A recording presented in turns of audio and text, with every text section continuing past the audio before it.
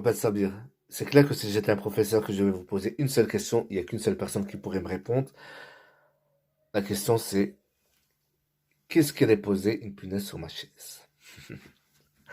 Alors, exceptionnellement, je vais m'asseoir parce que j'ai un peu mal au genou.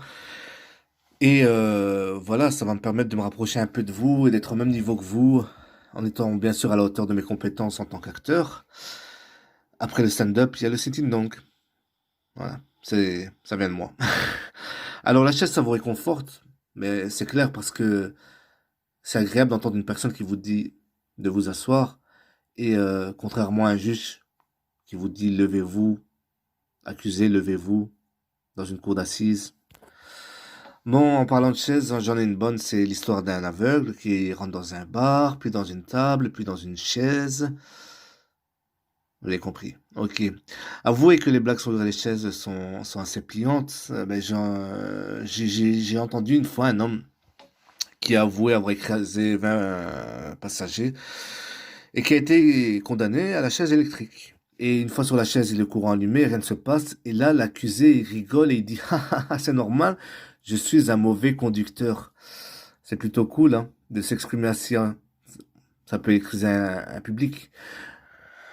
Et donc, étant curieux, j'ai fait des recherches sur la chaise. Eh bien, sachez que la chaise, ça vient du mot anglais. Ça signifie siège, trône. Et plus loin, j'ai trouvé sur le net, hein, l'une des chaises les plus chères au monde.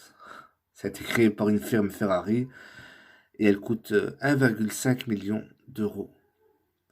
Elle vous garantit de sentir le confort, comme si vous étiez sur un trône en fait.